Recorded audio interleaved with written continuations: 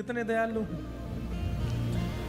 दर्शन दे करके अभी मैं आज आपको कल जो हमने अनुभव किया उसके बारे में पूरी बात, क्योंकि पहले दिन तो हमने केवल महाप्रभु जी के प्राकट्य की बात सुनी। अब महाप्रभु जी के स्नान दर्शन करने से, स्नान वेदी पर दर्शन करने से आदि आदि उसका पूरा महात्मा सुबह से ही पढ़ रहा था, इतना अद्भुत अभी सुनाऊंगा। लेकिन कितने दयालु, दर्शन दे करके, उत्सव करके, रथ आरूढ़ होकर के, सब क्रियाएं करके केवल हमारा पाप क्षमा नहीं करते हैं ठाकुर जी, उसके बाद भी हम इतने पापी हैं कि हमारे पाप रह जाते हैं, तो ठाकुर जी को वो पाप अपने ऊपर लेके पीड़ा में जाना पड़ता है। हम इतने पापी। कलयुग में व्यक्ति क्रिया के पाप कम कर रहा है, मानसिक पाप ज्यादा कर रहा है, बौद्धिक पाप ज्यादा कर रहा है, विचारों के पाप ज्यादा कर रहा है।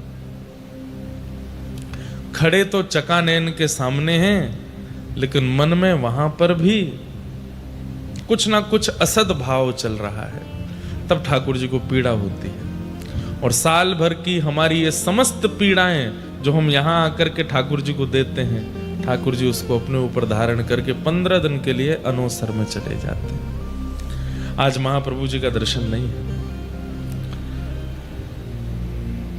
15 दिन दर्शन नहीं होंगे। इस विषय में इंद्रद्युम्न राजा पूछ रहे हैं कि भगवान की 15 दिन की अनोसर कैसे, क्या नियम होने चाहिए।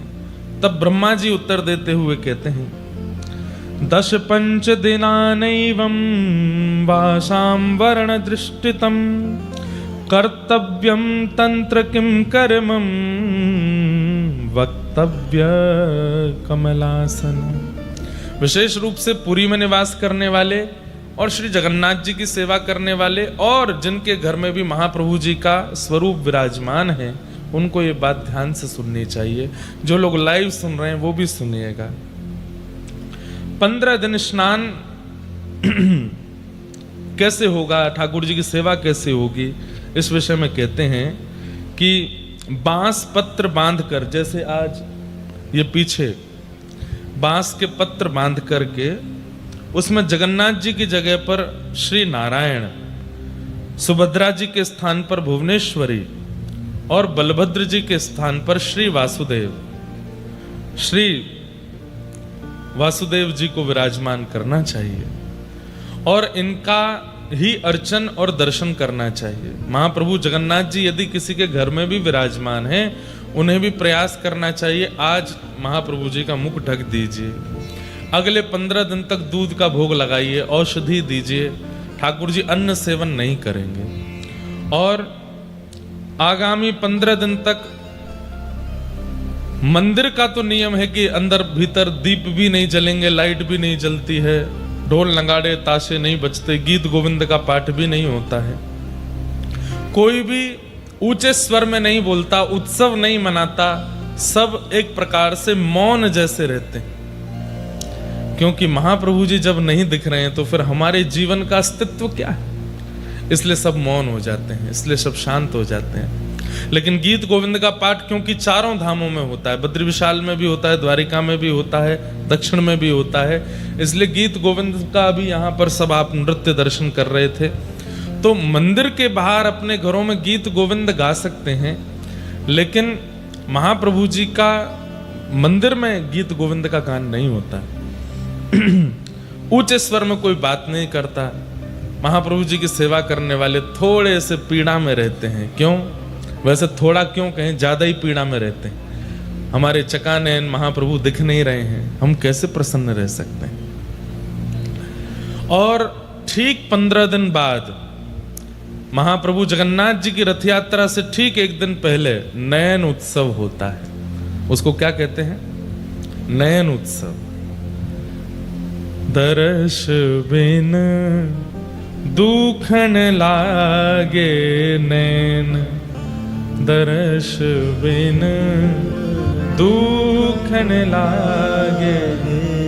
अच्छा, कई जगह महाप्रभु जगन्नाथ जी के बड़े विचित्र चित्र बना दिए जाते हैं कि महाप्रभु जी कार्टून के रूप में या किसी रूप में। देखो, महाप्रभु जी के रूप का भी भाव रखना चाहिए। महाप्रभु जी के सिर पर पट्टी रखी है, डॉक्टर उनकी नब्ज चेक कर रहे हैं, महाप्रभु जी के आगे काढ़ा रखा है, थर्मोमीटर में 100 से ऊपर लाइन जा रही है। ऐसे चित्र नहीं बनाने चाहिए। वो बहुत अंतरंग भाव है महाप्रभु जी का। कोई व्यक्ति पीड़ा में है, शोक में है, आप उसका बाहर अगर इस प्रकार से पोस्टर बनाए तो वो सामान्य व्यक्ति भी होगा तो उसको बुरा लगेगा।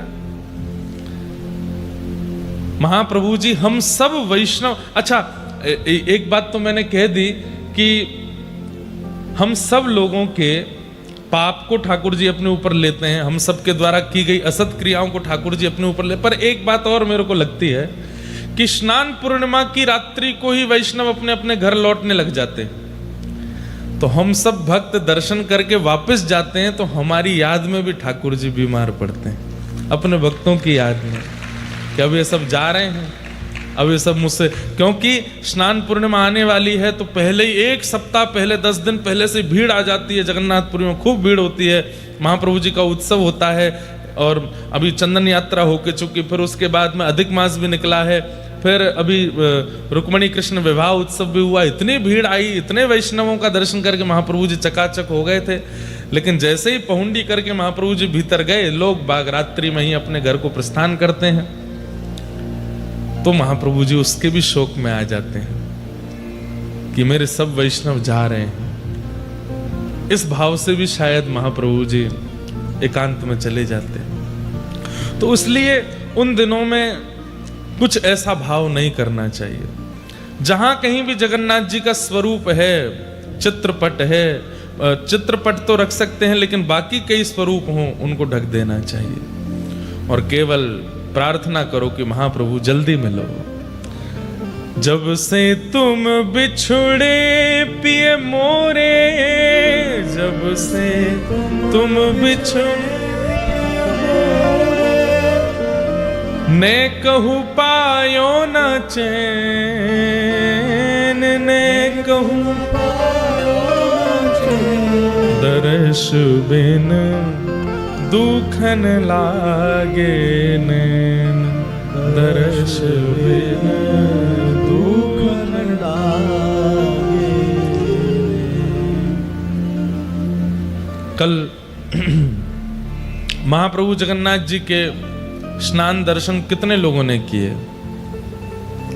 सब नहीं किए। कोई रह तो नहीं गया था? कोई रह गए थे क्या? कौन कौन ने नहीं किया? हाथ ऊपर करो। मतलब आप दर्शन ही नहीं करने गए? कल गए नहीं, मंदिर के सामने ही नहीं गए? कोई बात नहीं, जो करके आए हैं उनको देख लो, उसी से ही आपको पुण्य फल प्राप्त हो जाएगा।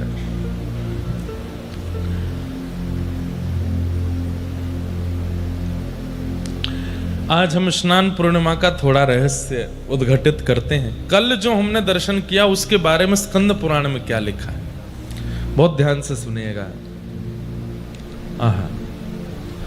न तस्य पाप संबंधम आत्मनि प्रभविष्यति, यात्रा कृत विधम वक्षे शृणुध्वं मुनयः परम। जो व्यक्ति सर्वतीर्थमयात् कूपाद् उद्धतेन सुगंधिना वारिणा स्नाप्यमानं तु यो ज्येष्ठा पश्यते हरिं। महाप्रभु जगन्नाथ जी जब अपने ज्येष्ठ अभिषेक के लिए स्नान वेदी पर विराजमान होते हैं, उस समय जो व्यक्ति उनका दर्शन करता है उसके शरीर में किसी भी प्रकार का पाप नहीं रहता। ये बात आप मान लीजिए। इस प्रकार यहां वर्णन किया। अब आप लोग गिनती करना, स्नान दर्शन करने के कितने महत्व बताए गए। यहां पर एक एक विषय मैंने कल अनुभव किया। अभी ये परसों ही हमको स्कंद पुराण प्राप्त हुआ, 2-3 दिन पहले। स्कंद पुराण से बाहर कुछ भी नहीं होता। महाप्रभु जगन्नाथ जी के मंदिर में, चाहे वे हमारे यहाँ के पंडा पुजारी हों, चाहे सेवायत हों, यहाँ के गजपति महाराज हों, स्कंद पुराण में एक एक बात लिखी है, वैसे ही होता है सब कुछ। क्या लिखा है कि शनै शनैस्ततो निर्ण्यु हरिम हलिपुरसरम ब्राह्मणा क्षत्रिया वैश्या राज्ञां सम्मानितात्रता चमरैस्तालवृन्तैश्च विजयमानं निरन्तरं पुराकृताङ्गलेपं तं विष्णोरंगानहाप्येत। आप कह रहे हैं कि स्नान ज्येष्ठ पूर्णिमा के दिन, जिस दिन महाप्रभु जगन्नाथ जी का जन्म तिथि है, ठाकुर जी की प्राकट्य तिथि है, उस दिन सब तीर्थ में जलों को एक रात्रि पूर्व अधिवासन करने के बाद में, उनको सुगंधित करने के बाद में, सुबह सबसे पहले तरंतर बलभद्र जी को आगे करके, सुभद्रा जी को मध्य में करके, और अंत में कृष्ण स्वरूप श्री जगन्नाथ जी को लेकर के चलना चाहिए। किन किन को उस यात्रा में रहना चाहिए महाप्रभु जी के आसपास? बोले राजा जिनको नियुक्त करें, सम्मान से ब्राह्मण क्षत्रिय वैश्य जो राजा के द्वारा नियुक्त हैं महाप्रभु जी की सेवा में, वे सब चमर बजाते हुए, नाद करते हुए, खूब नृत्य करते हुए, महाप्रभु जी की पहुंडी करते हुए उनको स्नान वेदी की ओर लेकर के जाएं। फिर वर्णन क्या कर रहे हैं? अब इसमें बहुत छोटी छोटी बात लिखी है कि बड़ी सावधानी का इतने यहाँ पर वर्णन है कि इतनी सावधानी रखनी चाहिए कि महाप्रभु जी को किसी प्रकार का कष्ट ना हो, महाप्रभु जी को किसी प्रकार की पीड़ा ना हो।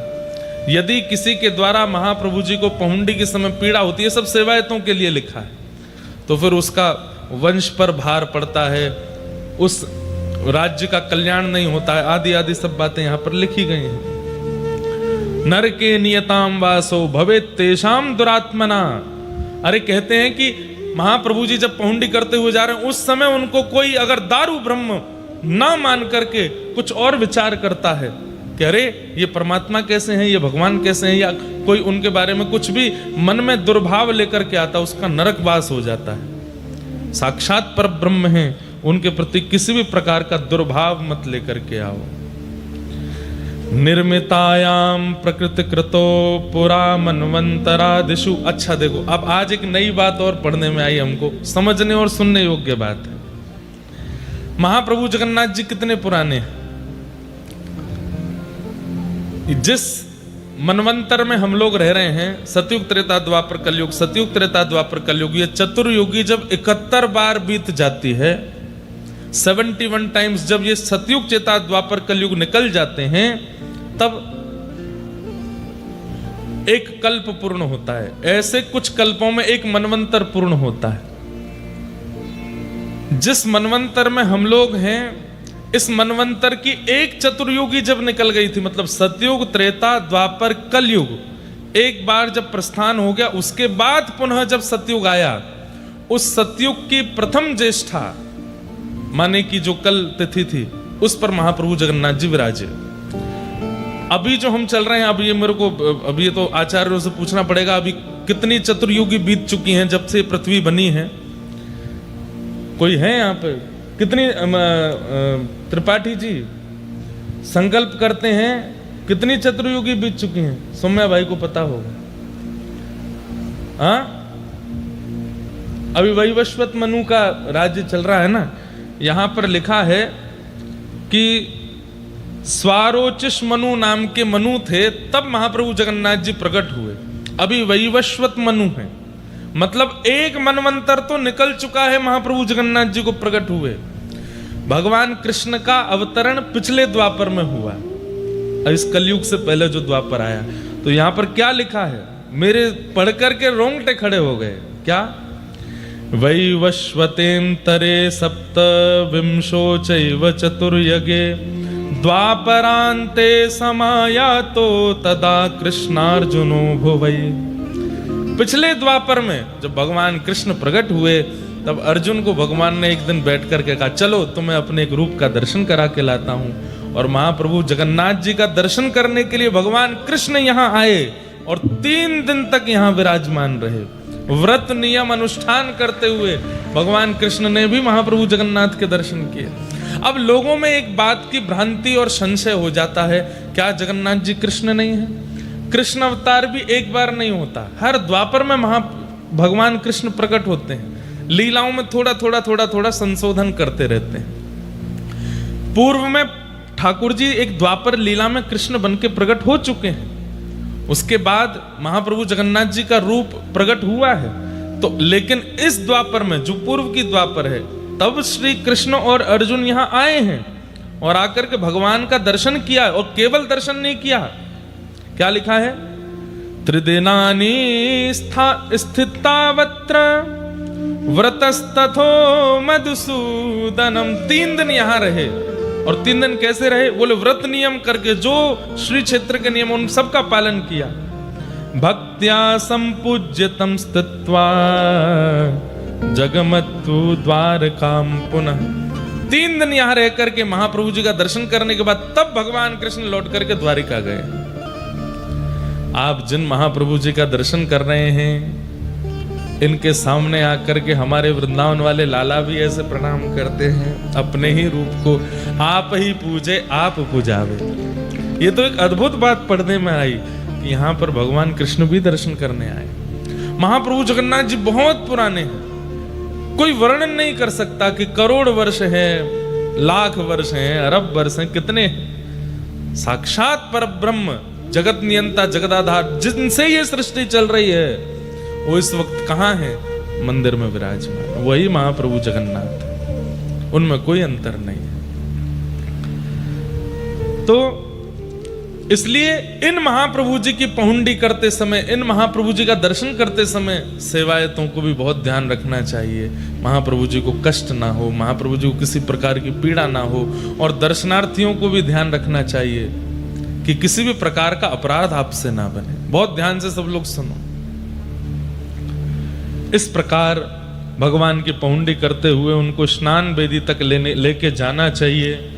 अब आप गिनती करना कि स्नान दर्शन के कितने फल हैं। पहला, स्नाप्यमानं तु पश्यन्ति ये नरास्तत्र संस्थिता गर्भोदकेन स्नपनं न ते पुनर्वाप्युन। जो मनुष्य स्नान काल में भगवान का दर्शन करता है, उसको पुनः मातृ गर्भ में नहीं आना पड़ता। उसी समय निश्चित हो जाता है कि ये उसका अंतिम जन्म है, अब वह दोबारा धरती पर नहीं आएगा। आप में से जितने लोगों ने कल महाप्रभु जी का दर्शन किया, चलो हमने कथाएं कह कह करके महाप्रभु जी के बारे में सुना करके जबरदस्ती खींच खांच के आपको दर्शन कराई दिए, अब पुनर्जन्म नहीं होगा आपका, ये अंतिम जन्म है। इस बात को निश्चित करके जाइए कि अंतिम जन्म है। एक बार हमारे आज जीजा जी आए, गुसाई जी, राधा रमन लाल जी के, आप हमसे बोले मुझे तो पुनर्जन्म लेना है। मैंने क्यों? बहुत पुरानी बात है, इनको याद भी नहीं होगी, मैं छोटा था। बोले मुझे तो पुनर्जन्म लेना। मैंने क्यों?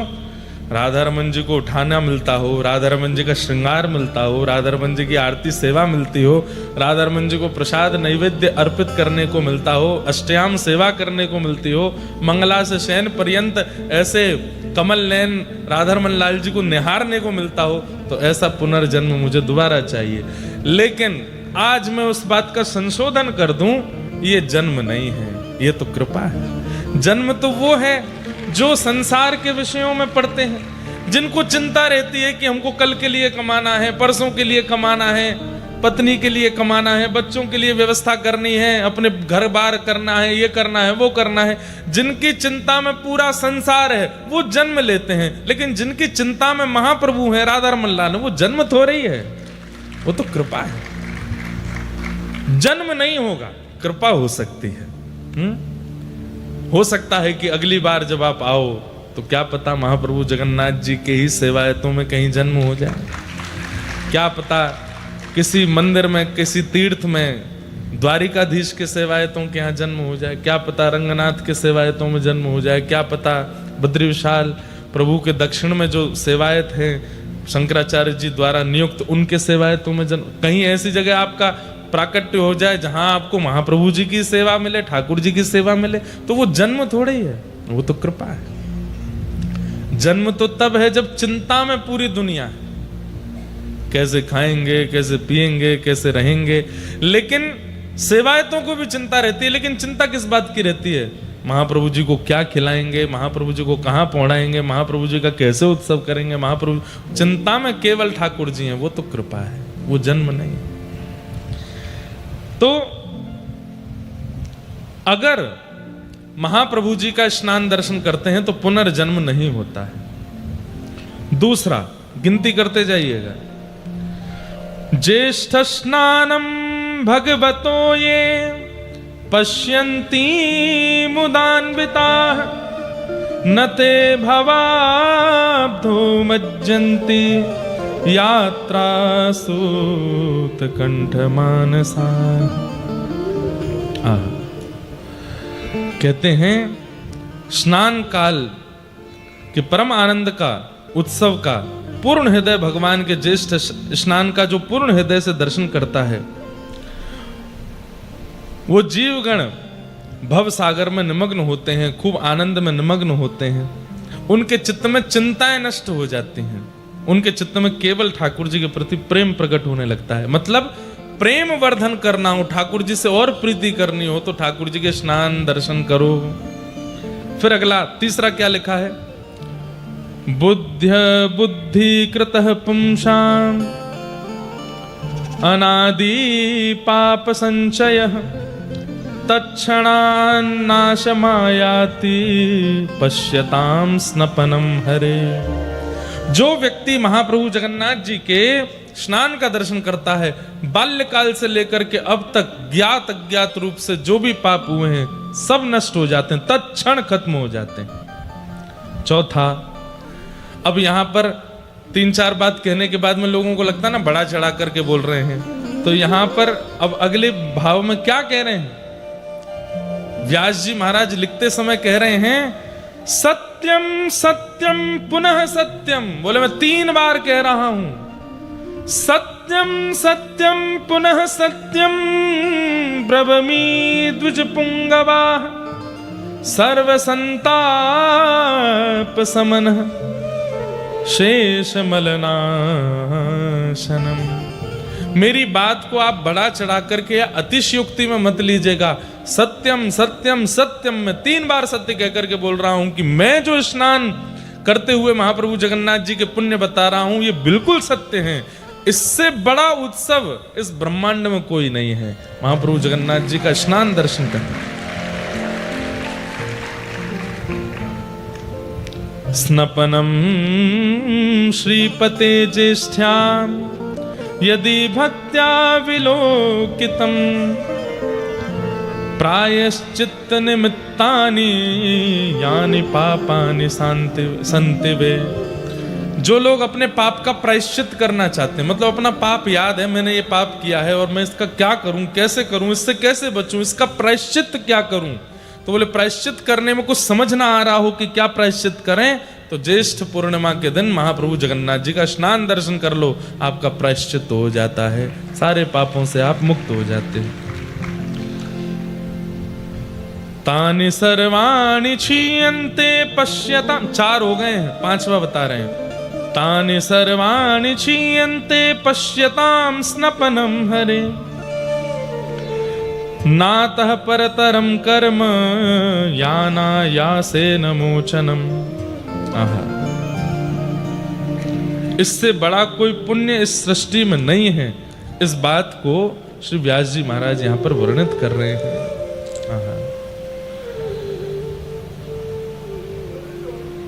और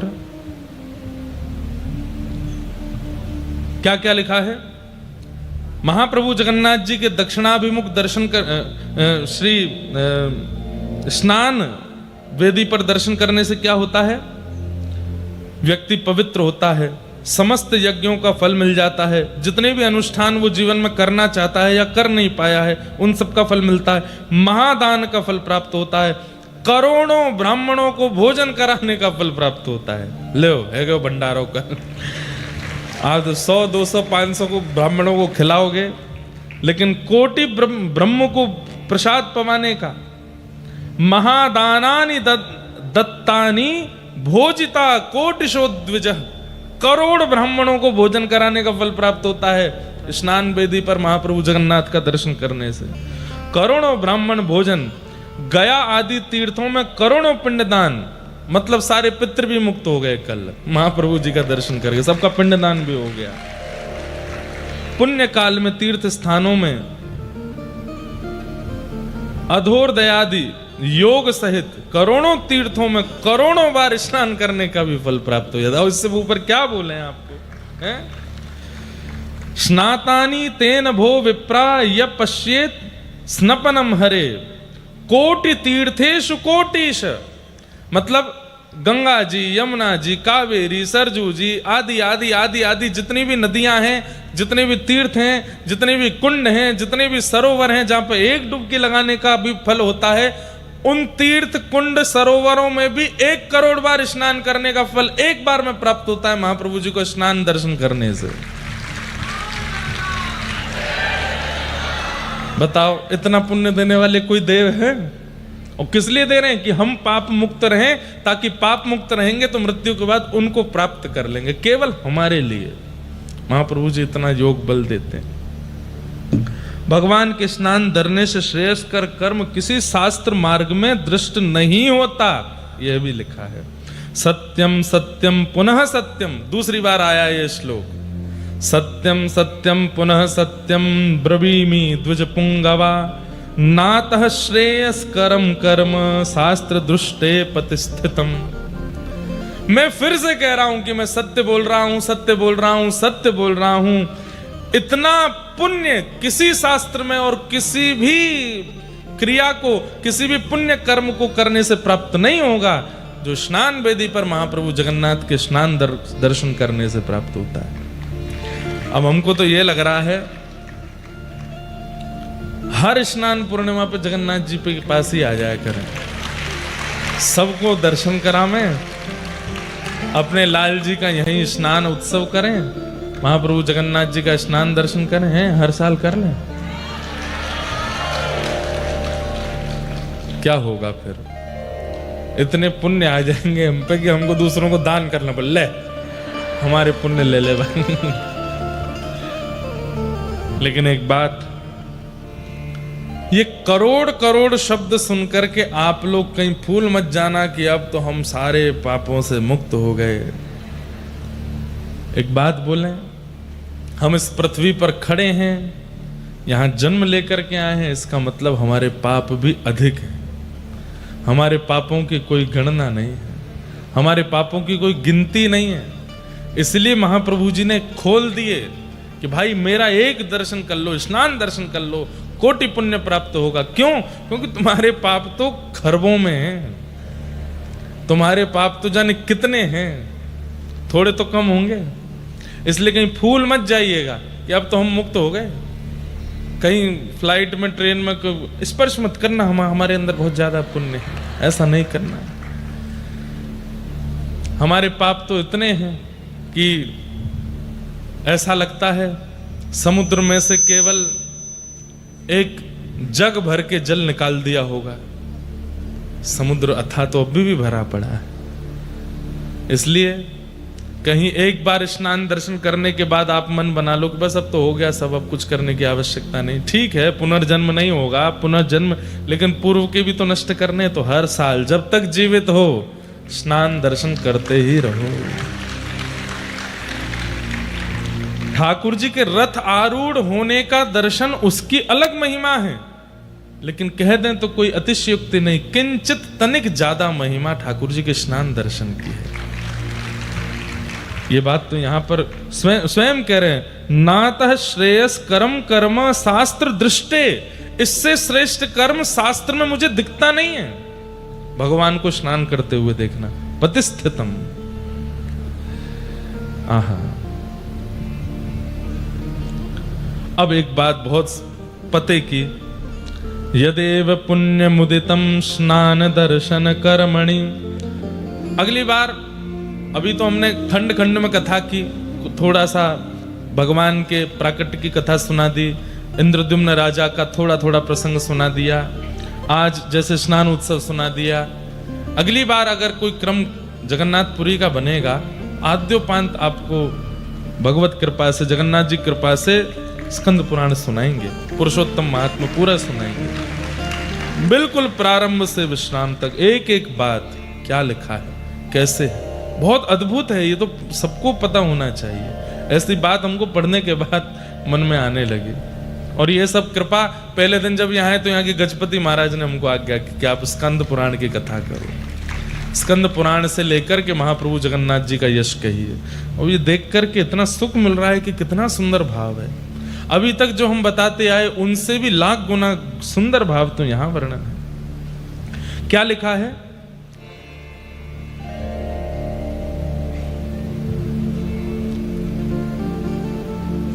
स्नान दर्शन। अब कई लोगों के मन में संशय आ गया कि महाप्रभु जगन्नाथ जी के ऊपर जब जल पधराया जा रहा था वो दर्शन स्नान दर्शन है, या पहुंडी करके महाप्रभु जगन्नाथ जी जब स्नान वेदी पर विराजते हैं तब से लेकर रात्रि तक कभी भी दर्शन किया जाए उसको स्नान दर्शन माना जाता है। ये संशय मन में आ गया। तब कह रहे हैं यदेव पुण्य मुदितम स्नान दर्शन कर्मणि तत्फलम वाप्नोति दृष्ट्वा मंचस्तमुच्यतम।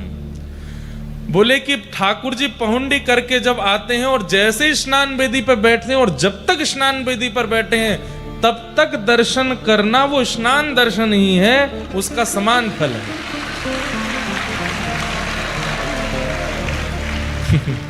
क्योंकि कई लोगों को चिंता हो गई कि हमने तो महाप्रभु जी के स्नान के समय नहीं किए दर्शन, लेकिन स्नान वेदी पर कितनी भी देर महाप्रभु बैठे उस समय जब जब आप दर्शन कर रहे हो उसका पुण्य अतीत है। अब एक प्रश्न और, क्या? एक एव जगन्नाथ, एक जगन्नाथ त्रिधा तत्र स्थितो द्विजा एकैकस्यापि स्नपनं दर्शनं मुक्तिमुद्दितम्। किसी ने महाप्रभु जगन्नाथ जी का जलाभिषेक नहीं देखा, बलभद्र जी का नहीं देखा पर सुभद्रा जी का देखा था, या जगन्नाथ जी का नहीं देखा, सुभद्रा जी का नहीं देखा, बलभद्र जी का देखा था। हम लोगों के मन में आता है कि जगन्नाथ जो हैं वो केवल कालिया ठाकुर हैं, उन्हीं का दर्शन, उन्हीं का स्नान वही फल देगा। तब कह रहे हैं, बोले तीनों में से किसी के ऊपर भी जलाभिषेक दर्शन या किसी का भी दर्शन मंचस्थ किया हो, मतलब स्नान वेदी पर, कभी कभी भीड़ इतनी ज्यादा, सेवाएं थी, इतने आ गए कि महाप्रभु जी दिख ही नहीं रहे लेकिन बलभद्र जी दिख गए, तो तीनों में से कोई भी दिख गया हो तो उसका समान पुण्य प्राप्त होता है। बिल्कुल इसमें कोई संशय नहीं है। एक एव जगन्नाथ, ये तीनों जगन्नाथ ही हैं, इनमें भेद मत कीजिए। और जब महाप्रभु जगन्नाथ का स्नान दर्शन कर रहे हो तब क्या बोलना चाहिए? अब ये कल तो नहीं बोल पाए लेकिन अगली बार आए तो बोलना है। जयस्व राम भद्रेति जय भद्रेति यो वदेत, जय कृष्ण जगन्नाथ जयेत्युच्चारयेन् मुदा। क्या बोलना चाहिए? एक बार, हे कृष्ण जगन्नाथ, जब महाप्रभु जगन्नाथ का दर्शन करो, हे कृष्ण जगन्नाथ। हे राम, जब बलराम जी का दर्शन करो तब भुजा उठा करके हे राम, और मध्य में विराजमान हे सुभद्रे। ये 3 बार उच्चारण करना चाहिए। आपकी जय हो, आपकी जय हो, आपकी जय हो, जय जयकार हो। ये श्लोक बोलते हुए स्नान काल में भगवान के सन्मुख ये मंत्र उच्चारण करते रहना चाहिए। अभी हमारे पंडा जी आए थे जो मंच पर आके, वृंदावन के पंडा वे ही हैं, वृंदावन के लगभग सबके पंडा वे ही हैं। कल जब पहुंडी रात में दर्शन करने गए हम तो उन्होंने कान में मेरे कहा कि जब ठाकुर जी पहुंडी करके निकले तब मौन रहिएगा। जब ठाकुर जी सामने से निकलते हैं उस समय मौन रहिएगा, कुछ बोलिएगा नहीं, और हो सके तो केवल महामंत्र का उच्चारण या गुरु मंत्र का या जो आपका मंत्र हो बस वो बोलिएगा। मैंने कहा वैसे ही जब ठाकुर जी सामने आते तो कुछ और निकलता नहीं, जय हो जगन्नाथ की जय हो, यही निकलता है सबके मुख से। लेकिन उनका भाव था कि अपना गुरु मंत्र, अपने इष्ट मंत्र, महामंत्र, कोई भी मंत्र जब ठाकुर जी पहुंडी करके निकले उस समय यदि बोला जाए तो सिद्ध हो जाता है, वो पवित्र तो है ही, हमें उसकी सिद्धि प्राप्त हो जाती है। इस प्रकार महाप्रभु जी के जलाभिषेक दर्शन का फल बताया। अब उस अभिषिक्त जल को पान करने का और उससे स्नान करने का क्या फल है वो बता रहे हैं। क्या कह रहे हैं? भद्रासन में बैठ करके महाप्रभु जगन्नाथ जी के अभिषिक्त जल उसका पान करके उसको सिर पर धारण करना चाहिए, उससे स्नान करना। अब इतना तो मिलता नहीं कि स्नान हो, तो क्या करें, थोड़ा जल पी के जो थोड़ा बच जाए उसको ऐसे अपने सिर पर। अच्छा, ये पीना कैसे चाहिए ये तो किसी को आता ही नहीं है। ठाकुर जी का चरणामृत हो या वो सदैव बंधुओं हाथ में लेकर के इससे मुख स्पर्श नहीं होना चाहिए। ये आप या इतना एक तो ऐसे मुद्रा बनाइए कि वो इतने में आ जाए और उसको सीधे मुख के अंदर स्पर्श मत कराइए, सीधा डालिए मुंह खोल करके। मुख में जाएगा, थोड़ा मुख पे लग जाएगा, उसको मुख पे पहुंच लीजिए। लेकिन महाप्रभु जगन्नाथ जी के मंदिर में कुछ झूठा नहीं होता, महाप्रसाद भी झूठा नहीं होता, जल भी झूठा नहीं। कल यहाँ पे ठाकुर जी का जो जब पहुंडी करते समय जल पीते हैं तो वो पधराया गया, तो हम पीने वो नहीं, मुंह लगा के पीजिए। मैंने कहा झूठ, अरे ये महाप्रभु जी का है, यहाँ पे कुछ झूठा नहीं होता, सब पान कर जाते हैं। पर फिर भी आप लोगों को ऐसे ही उसका पान करना चाहिए और सिर पर धारण कर लेना चाहिए। ऐसे में नहीं हो पाता तो ऐसे लेकर के उसको ऐसे धारण करना चाहिए ताकि हाथ आपका झूठा ना हो, अपवित्र ना हो। महाप्रभु जी के जल, स्नान युक्त जल का सेवन करने से और अपने सिर पर धारण करके उसका स्नान मानने, स्नान मतलब पूरा नहाना नहीं होता, केवल मस्तक पर धारण कर लो, नेत्रों से लगा लो, वक्ष पर लगा लो, ये स्नान है। उसका क्या है पुण्य? अपुत्रा मृतवत्सा वा वंध्या वापि लभेत सुतम सुभगः सर्वलोकानां निर्धनो धनवान भवेत्। सुभगः सर्वलोकानां निर्धनो धनवान भवेत्। पहला, यदि कोई अपुत्र है मतलब संतान नहीं है तो उन पर भगवान कृपा करते। कोई वंध्या है, संतान जन्म नहीं हो रही है, पुत्र जन्म नहीं हो रहा, पुत्री जन्म नहीं हो रहा, उस पर ठाकुर जी कृपा करते हैं। और मात्र पुत्र का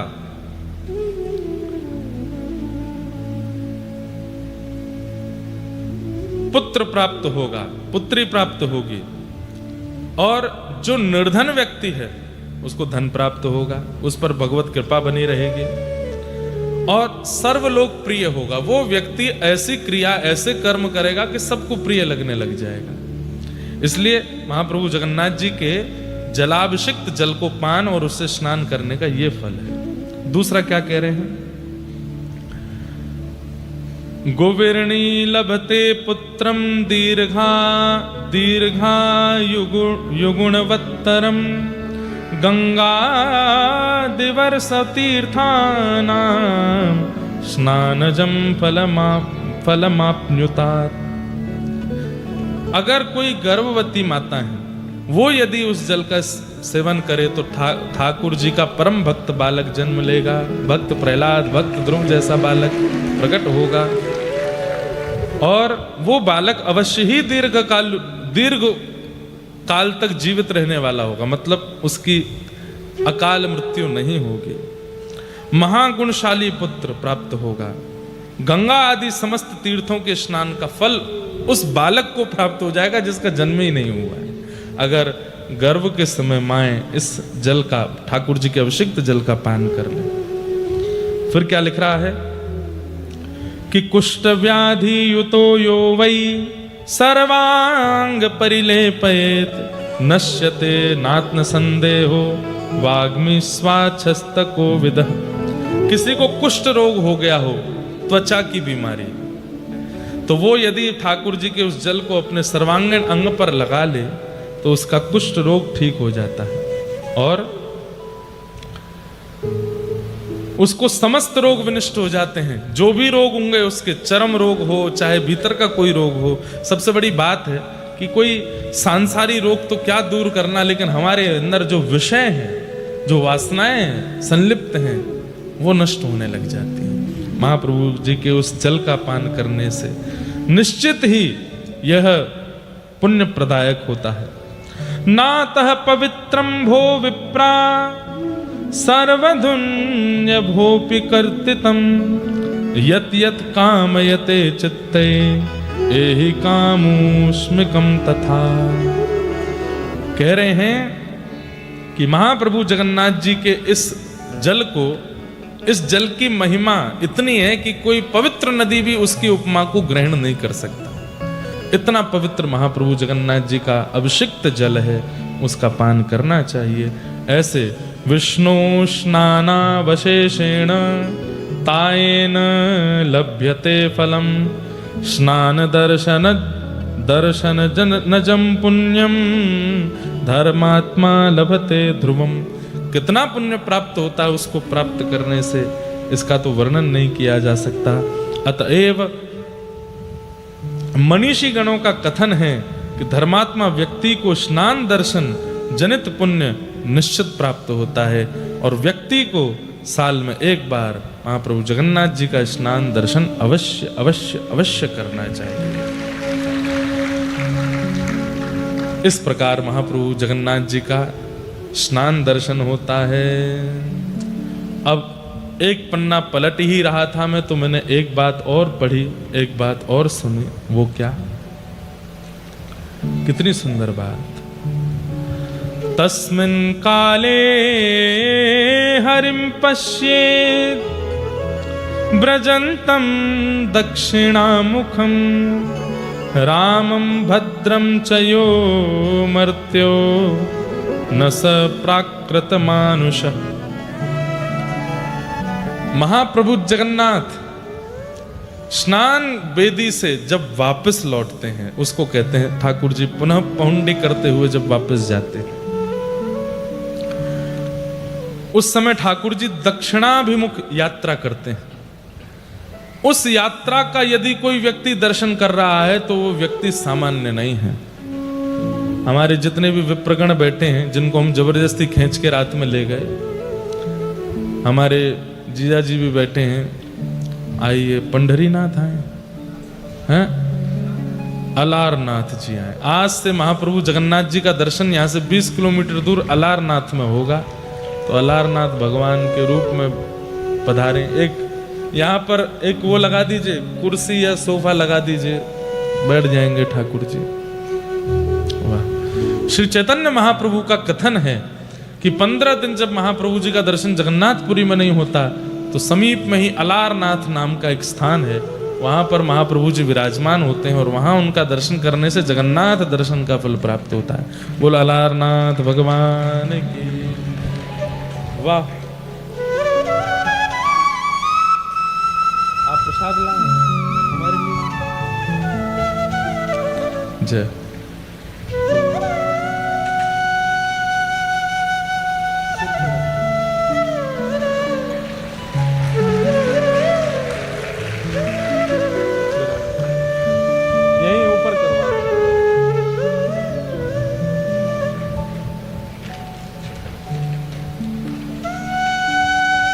बस नहीं लगा,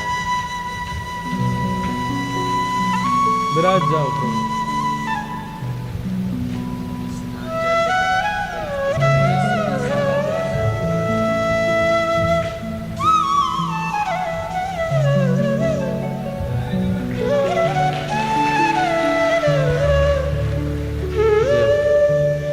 महाप्रभु जगन्नाथ जी का आप सबकी ओर से स्नान जल प्राप्त हुआ है, तो अब इतना तो वितरण नहीं कर पाएंगे, आप सबकी तरफ से हमें पा लेते हैं।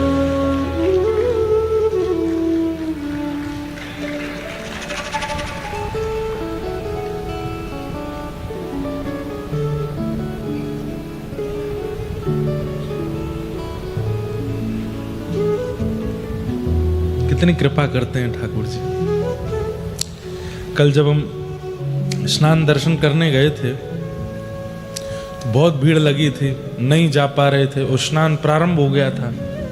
सामने ही थे ठाकुर जी, लेकिन भीड़ इतनी थी कि दिख नहीं रहे थे, स्नान चल रहा था।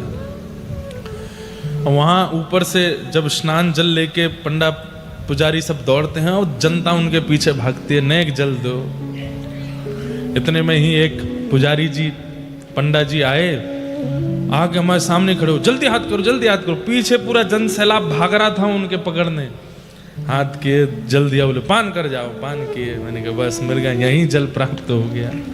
तो महाप्रभु जी का ऐसा जल प्राप्त हुआ। जो लोग कल पहुंडी दर्शन किए हैं, ठाकुर जी का रात्रि जब वापस प्रस्थान करते हैं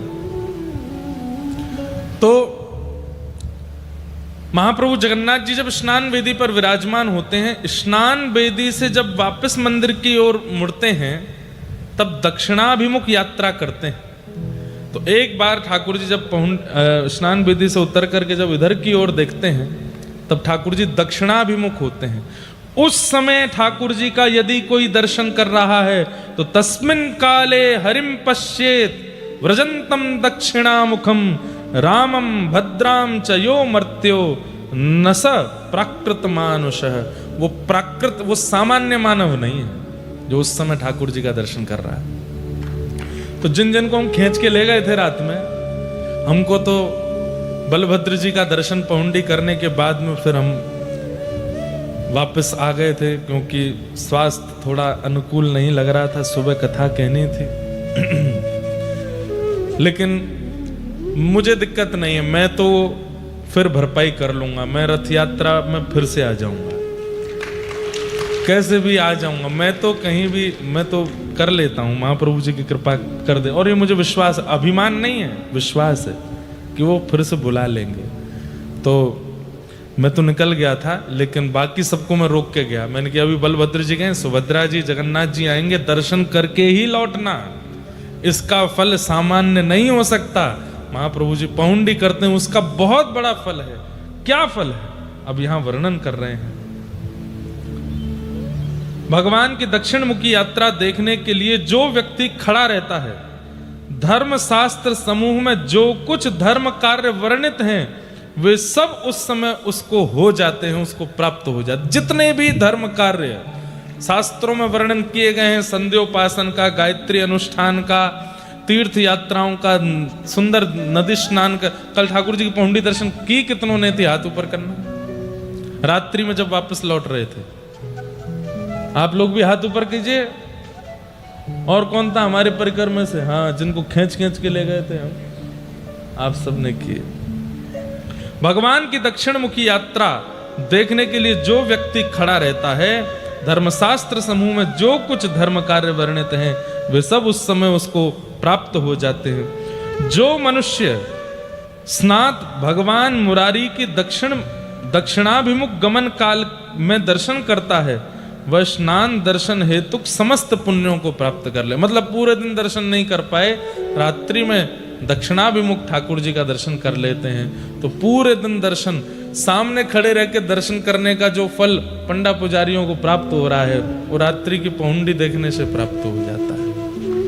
इतना फल ठाकुर जी के सुंदर उस भाव का यहां पर बताया गया है।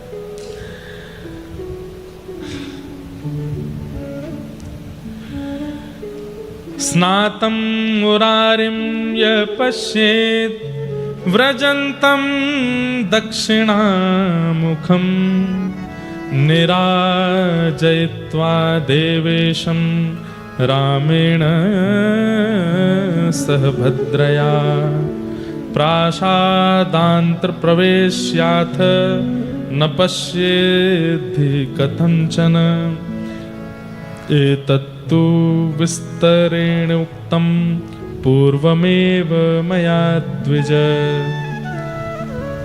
बलराम जी और देवी सुभद्रा जी के साथ श्री जगन्नाथ जी निराजन पूर्वक श्री मंदिर की ओर अभ्यंतर में प्रवेश करा के कदापि और दर्शन कराते हुए चले जाते हैं। उसके बाद 15 दिन तक महाप्रभु जी का दर्शन नहीं करना चाहिए, इसकी आज्ञा यहाँ पर दी गई है।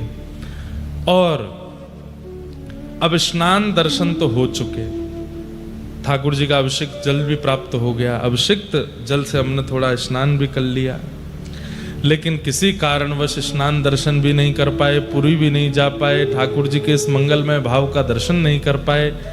ठाकुर जी का अभिषिक्त जल का हम पान भी नहीं कर पाए, ऐसे अभाग्य हमारे जीवन में थे, तो अब हम क्या करें? बोले प्रतीक्षा कीजिए, 15 दिन बाद महाप्रभु जब आएंगे रथ यात्रा पर होने के लिए, जब रथ पर आरूढ़ होंगे, उस समय रथ पर आरूढ़ हुए गुंडीचा यात्रा कर रहे महाप्रभु जगन्नाथ जी का जो दर्शन कर लेता है, उसको स्नान पूर्णिमा के समस्त दर्शन का फल भी प्राप्त हो जाता है। तो जो लोग अब रह गए वंचित, 15 दिन बाद फिर आ जाइए। महाप्रभु जगन्नाथ रथ यात्रा करते हुए गुंडीचा जाएंगे और फिर 7 दिन वहां विराज करके फिर लौट करके गुंडीचा से वापस मंदिर आएंगे। ठाकुर जी का ये मंगलमय दर्शन जो कर ले उसको भी फल प्राप्त होता है। इस प्रकार स्कंद पुराण युक्त पुरुषोत्तम महात्मा में स्नान पूर्णिमा के दर्शन का अद्भुत फल बताया गया, जो हम लोग श्रवण कर रहे थे। उन्हें हम बारंबार प्रणाम करते हैं और आप सबको बहुत बहुत धन्यवाद और धन्य भाग्य कहते हैं कि आप सब ने इस मंगल में स्नान पूर्णिमा पर महाप्रभु जी का दर्शन किया। आज महाप्रभु जी के दर्शन नहीं हो रहे हैं, आज केवल चित्रपट में ठाकुर जी का दर्शन हो रहा है। जब कल रात्रि ठाकुर जी वापस मंदिर की ओर प्रस्थान कर रहे थे, मैं तो सुबह पूछा कि महाप्रभु जगन्नाथ जी की पहुंडी कैसे हो रही थी, क्या हो रहा था? बोले महाराज जी सब रो रहे थे। जब महाप्रभु जी पुनः मंदिर को जा रहे थे, उस समय सबके नेत्र सजल थे, क्योंकि अब 15 दिन तक नेत्र दर्शन नहीं होंगे। तो मन में एक भाव आ रहा था। हमारे यहाँ जब होली विश्राम होती है 40 दिन की, हमारे व्रजवासी गाते हैं, जब ठाकुर जी रंग खेलते हुए वापस बरसाने से नंदगांव प्रस्थान करते हैं, तो बरसाना के लोग गाते हैं। वही बात महाप्रभु जगन्नाथ जी के लिए मन में आ रही थी। बहुत दिनन तक दूर मत जइयो, बहुत दिनन तक दूर मत जइयो, बहुत दिनन तक दूर मत जइयो,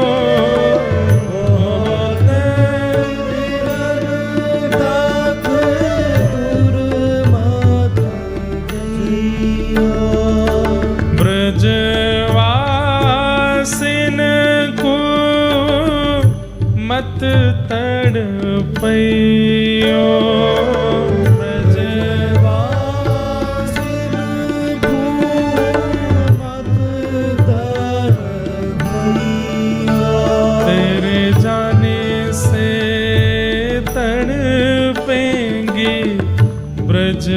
बनीता तेरे जाने से तड़पेंगे, ब्रज बनीता मत जा रे रंगीले फागुन रसिया, मत जा रे रंगीले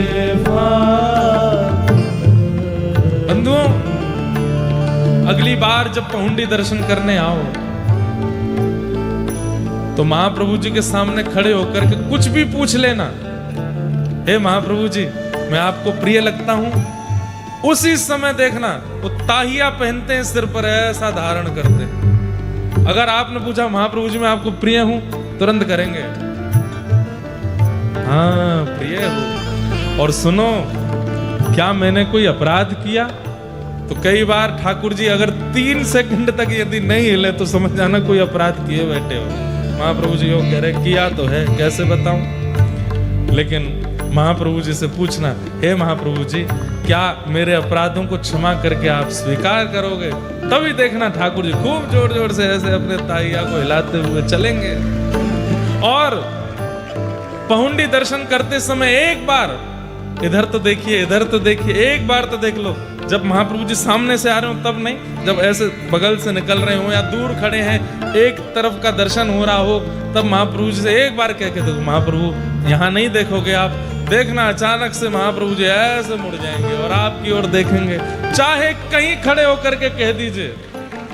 और सबसे बड़ी बात, जगन्नाथ महाप्रभु के नेत्रों की एक विशेषता है, आप इनके सामने कहीं भी खड़े हो जाओ, वहां से आप देखोगे इनको, आपको लगेगा ये आपको ही देख रहे हैं, इनके नेत्र आप पर ही पड़ रहे हैं।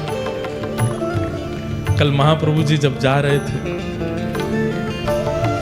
मानो पूरा जगन्नाथपुरी, सब जगन्नाथ जी के उपासक यही कह रहे हैं, मेरे मन बसिया होरी के रसिया, मेरे मन बसिया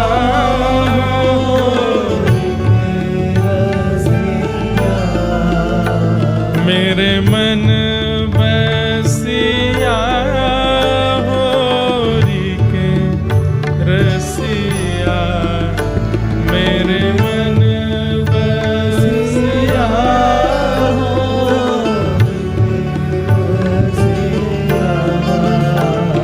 मत जा रे रंगीले फागुन रसिया, मत जा रे रंगीले फागुन, ओ मत जा रे रंगीले फागुन रसिया, मत जा रे रंगीले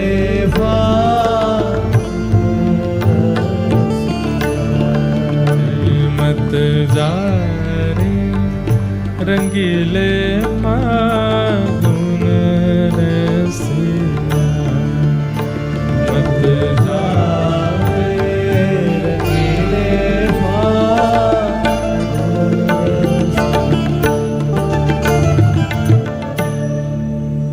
महाप्रभु जगन्नाथ की।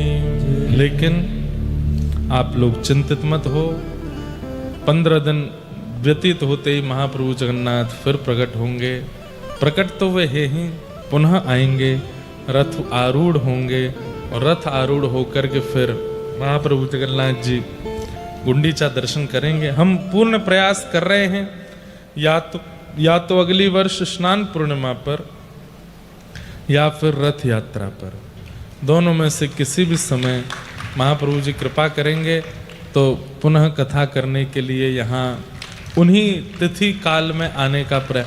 लेकिन रथ यात्रा पर अगर हम आते हैं तो रथ यात्रा पर ही कथा प्रारंभ करें और लौटते रथ तक फिर यहीं रहें, महाप्रभु जी के गुंडीचा में दर्शन करें, ऐसा कुछ क्रम बनाना पड़ेगा। समय सब नियुक्त हो चुके हैं, लेकिन आप सब लोग प्रार्थना करेंगे तो महाप्रभु जी ये कृपा हम सब पर कर देंगे और पुनः अगले वर्ष ये भाव होगा। और स्कंद पुराण युक्त पुरुषोत्तम महात्मा, इसी पर ही हम अगले वर्ष पुनः कथा। वैसे तो कई सारी योजनाएं बन रही हैं, अगले साल जन्माष्टमी की योजना भी बन रही है, अगले साल जनवरी में 3 दिन का और एक क्रम बन रहा है, कभी भी महाप्रभु जगन्नाथ जी बुला सकते हैं।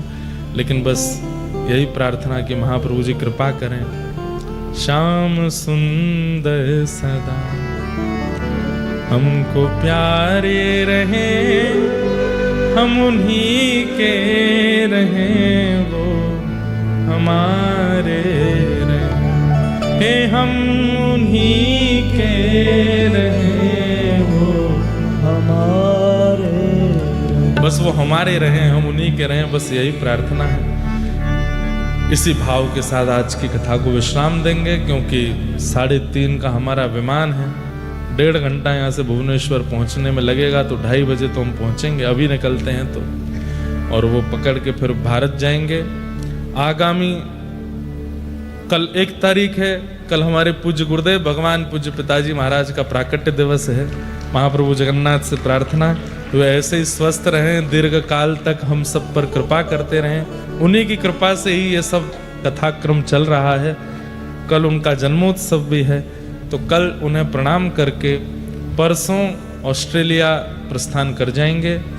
परसों सुबह निकलेंगे 3 को ऑस्ट्रेलिया पहुंच के 4 तारीख से मेलबर्न में 2 दिन का सत्र, उसके बाद 2 दिन एडिलेड, एक दिन एडिलेड, 2 दिन सिडनी, 2 दिन गोल्ड कोस्ट, इस प्रकार कथाएं क्रम हैं। 21 या 22 जुलाई को वापस भारत आएंगे। उसके बाद प्रयास करके जैसे तैसे भाग दौड़ के मैं उल्टे रथ में तो पहुंचे ही जाऊंगा, और महाप्रभु जगन्नाथ जी का स्वर्ण वेश दर्शन करने का भाव रखा है। अब होगा क्या ये तो ठाकुर जी जाने। आएंगे और फिर उसके बाद 27, 28, 29 3 दिन, 26 को भी पहुंच सकते हैं, वो देख लेंगे यहाँ का क्रम कैसा है। 26, 27, 28 या फिर 27, 28, 29 3 दिन गुरु दीक्षा का क्रम श्री धाम वृंदावन में होगा, और जितने भी रामानुज दास और दासी हैं उन सब से मिलने का भी अवसर उसी काल में रहेगा। वृंदावन फोगला आश्रम में पूज्य बड़े गुरुदेव की कथा चलेगी, और सुबह काल में कथा, संध्या काल में या फिर जो भी क्रम बनेगा कथा, और सब शिष्यों को पहुंचना है वृंदावन। आप लोगों की और हमारी भी प्रथम गुरु पूर्णिमा है एक प्रकार से, तो सब मिलेंगे, बढ़िया प्रेम से वहाँ कुछ चर्चा करेंगे। आल विंदार स्तोत्र पर 2-3 दिन 1-1 घंटा थोड़ा प्रवचन करेंगे। आप सबको वहाँ आना है, और जिनकी दीक्षा होनी है वो सब अपने दीक्षा का क्रम रखेंगे। पहली बात हमारी बहुत ध्यान से, हम स्पष्ट, एक तो क्या हम बहुत ज़्यादा उत्तर नहीं देते, इसलिए हम पर बहुत लोग बातें बना देते हैं।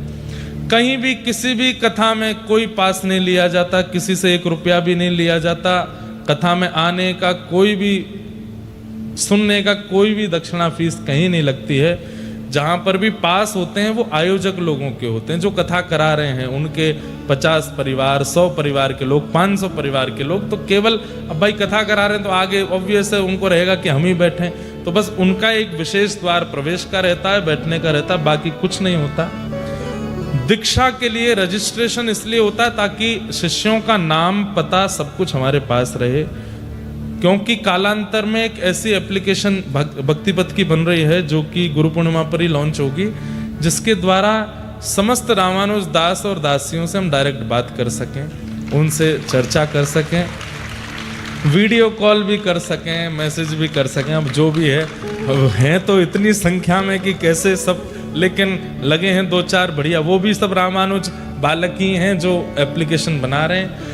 लाल जी के दर्शन उस पर हो सकें, सब एप्लीकेशन यूज सब कर सकते हैं, पर उसमें जो शिष्यों को एक कोड वर्ड प्राप्त होगा, उससे बस शिष्य ही उसके अंदर कुछ संप्रदाय और परंपरा युक्त जानकारियां प्राप्त कर सकते हैं। तो उसके लिए रजिस्ट्रेशन जरूरी है, सबका नाम, पता, एड्रेस, फोन नंबर आदि आदि सब आवश्यक है। रजिस्ट्रेशन होंगे, और उन रजिस्ट्रेशन में बिल्कुल फ्री ऑफ कॉस्ट सब कुछ रहेगा। कोई भी व्यक्ति आपसे कहे दीक्षा दिलाने हम करवा देंगे रजिस्ट्रेशन, हमको इतना दे दो, उसकी शिकायत और कर देना आकर के। बिल्कुल इस प्रकार किसी भी फ्रॉड के चक्कर में नहीं पड़ना, पैसे वालों के पैसा दे करके महाराज जी से मिल लो, लाल जी से मिल लो, ये करवा दो, ऐसा कुछ नहीं है। केवल कथा जो होती है उसकी दक्षिणा लगती है, उसका पैसा लगता है, बाकी मिलने का, जुलने का, दीक्षा का, दर्शन का, लाल जी की सेवा का कोई वो नहीं होता है। इसलिए कृपा कर जो भी फ्रॉड होते हैं, फैलाए जाते हैं, इन सबसे बचने का प्रयास करो। तो दीक्षा का क्रम होगा 29 तक। 29 की ही रात्रि को फिर न्यूजीलैंड चले जाएंगे, फिर वहां कथा करेंगे। प्रयास कर रहे हैं कि 7 अगस्त लाल जी का हिंडोला उत्सव होता है, वो भारत में ही करने का भाव है। अब कैसे लाल जी कृपा करेंगे वो देखेंगे। अब क्योंकि लगभग 1-1.5 महीना भारत में कथा नहीं है, ये विश्राम है आज। अब भारत में कथा सीधे 29 अगस्त से 10 दिन के, 11 दिन के, 11 ही है ना, 11 दिन की भक्तमाल कथा है श्री जयपुर में गोविंद देव जी की पावन चरण सन्निधि में। 29 अगस्त से लेकर के, और जन्माष्टमी बीच में ही आएगी, हाँ 4 तारीख को जन्माष्टमी गोविंद देव जी के चरणों में ही मनाएंगे, वहीं पर क्रम होगा। हमारे लोकेश जी आए हैं। अब वहाँ जगह तो सीमित है बैठने की, क्योंकि वहाँ इतने बड़े बड़े महापुरुषों की कथा हुई, आप चाहें तो खूब बड़ी बड़ी जगह कर सकते हैं, लेकिन वो स्थान इतना पवित्र है कि कहीं और जाने का मन, कथा करने का बड़े स्थान पर जयपुर में मन तो नहीं हो रहा है। लेकिन संख्या देखते हुए अब देखते हैं कि आप लोग क्या निर्णय लें। सरस कुंज ठाकुर जी जो आज्ञा करेंगे फिर वहाँ 11 दिवसीय भक्तमाल श्री जयपुर में करेंगे 29 तारीख से। उससे पहले भारत में कथाओं का क्रम अब नहीं है, बस गुरु पूर्णिमा पर मिलन सत्र रहेगा। बाकी अभी तो सब ऑस्ट्रेलिया में, न्यूजीलैंड में, फिर उसके बाद कहाँ कनाडा में, अमेरिका में, दुबई में, इस प्रकार क्रम चलेंगे। फिर सीधे जयपुर में कथा होगी आकर के, और उसके बाद फिर भारत में ही आनंद करेंगे। आप सब लोग खूब प्रेम और भाव से महाप्रभु जगन्नाथ जी को प्रणाम करके अपने अपने स्थान को प्रस्थान करेंगे। हमें बोला गया कि महाप्रभु जी आज पीड़ा में हैं, तो कोई ऐसा कीर्तन पद मत गाइएगा जिसमें नृत्य हो, सब नाचें या कुछ, लेकिन दूर बैठे हैं महाप्रभु जी से, तो बस 2 पंक्ति इसी की गा देते हैं।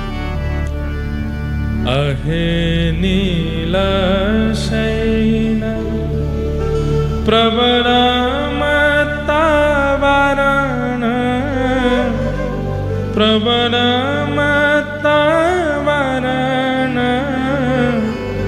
मुआरत नलिनी बनकु कर दलन आहे नील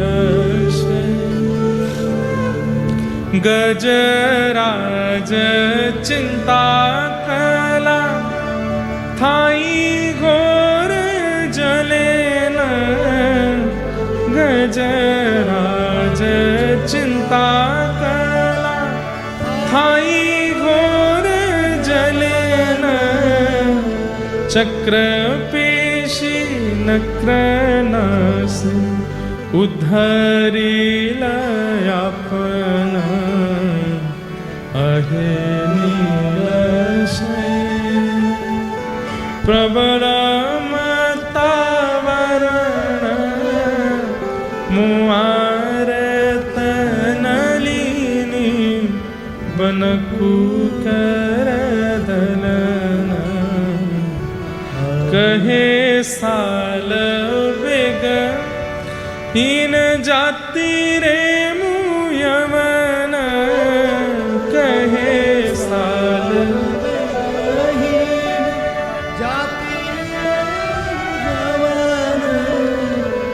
श्रीरंगा चरण तले श्रीरंगा चरण तले परुवची हरण आहे नील आहे नील आहे नील शैल जय जय जगन्नाथ जगन्नाथ जगन्नाथ रक्षमान जगन्नाथ गाइए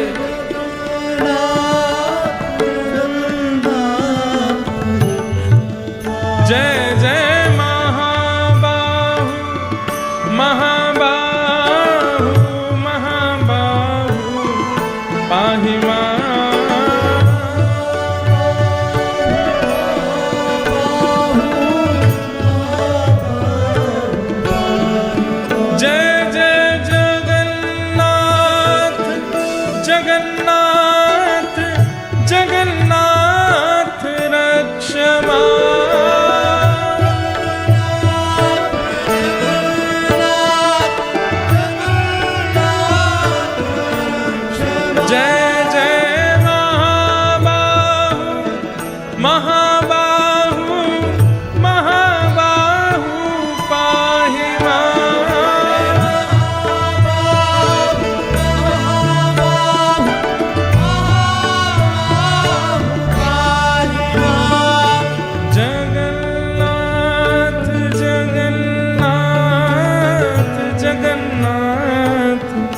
रक्षमा